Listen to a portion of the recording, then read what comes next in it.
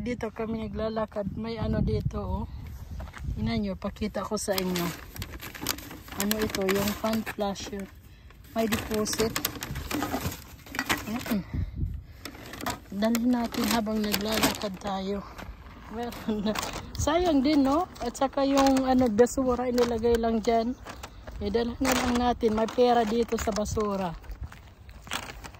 Tingnan nyo dito si dinadaanan namin. Mayroon dito mga blackberries. Pero ano pa lang yung namumulaklak. Doon, mayroon doon strawberries na tinitinda. Punta tayo. Lalakad kami dito ng maisang oras na siguro. At yun nga, nakita namin yung basura. Yung basura na may pera. Pera din kaya yan. Sayang, no? So, dyan tayo pupunta. May ano, strawberries na paninda. Kasi ano ngayon, season. Strawberry season. Kaya maraming nagbibenta. Ja. Geh hin. Ich kann das.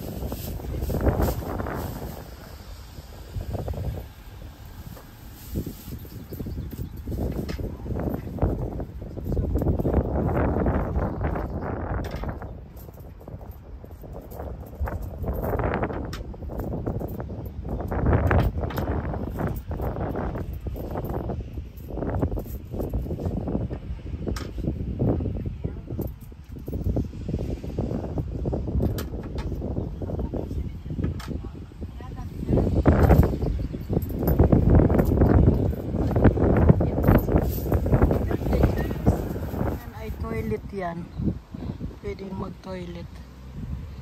Tapos dito, yan ang strawberries na farm.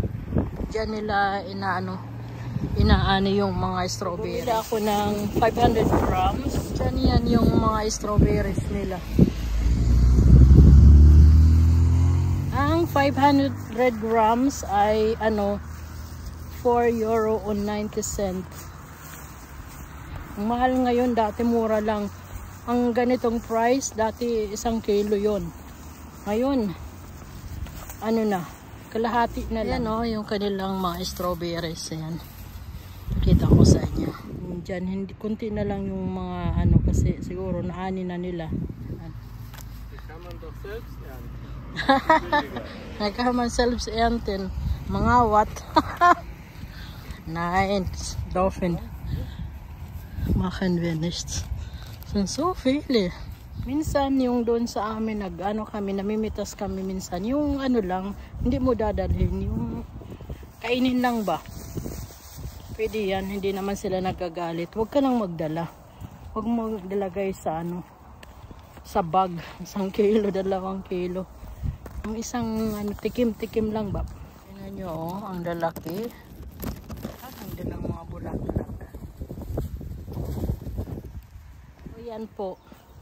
Habang naglalakad, nakabili ng strawberry at nakakita ng basura. Basura pero may pera.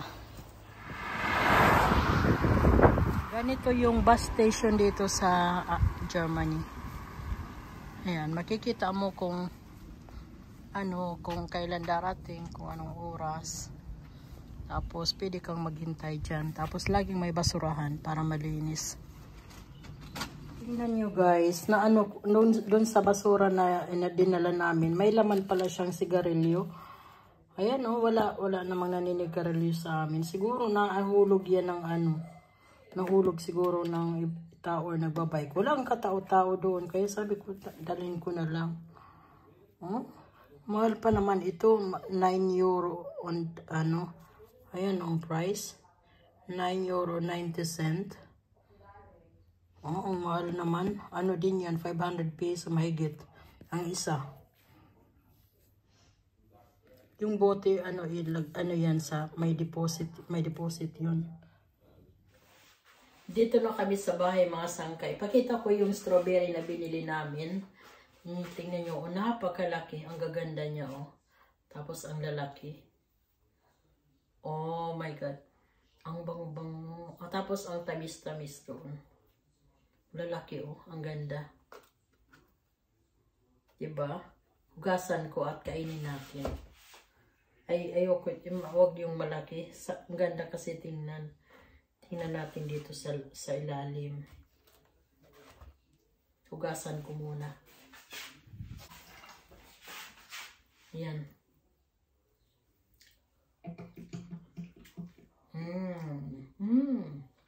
Ang tamis.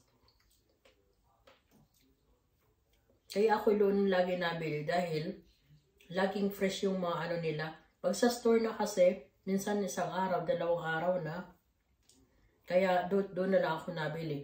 At saka dito, pwede kang pwede kang, hindi naman lahat. Dito hindi ka pwedeng mag-pick. Meron naman doon sa ibang mga lugar, pwede ka mag-pick. Kung ano yung napitas mo, yun din ang babayaran mo. Pero habang namimitas ka, pwede kang kumain doon. Yun libre. Tapos yung dadalhin mo lang yung anuin mo, yung babayaran.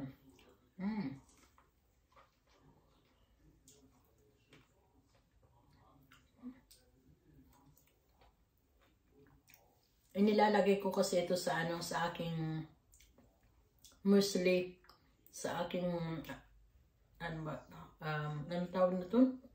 Yung pag nag-breakfast ako, nilalagay ko siya ng milk at saka yung oatmeal, tapos kunting mga nuts, tapos ito inilalagay ko kasi konti lang nito yung calories. Ako yung nagka-count ng calories kasi ako. Kaya medyo pumapayat na ako ng konti.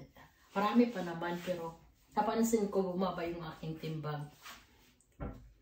Nuubo ako. So yan po mga sangkay. Maraming salamat sa panonood. Hanggang sa susunod ko na lang ulit na vlog. Ako inuubo pa rin. Bye! God bless. Ako po si Pearl.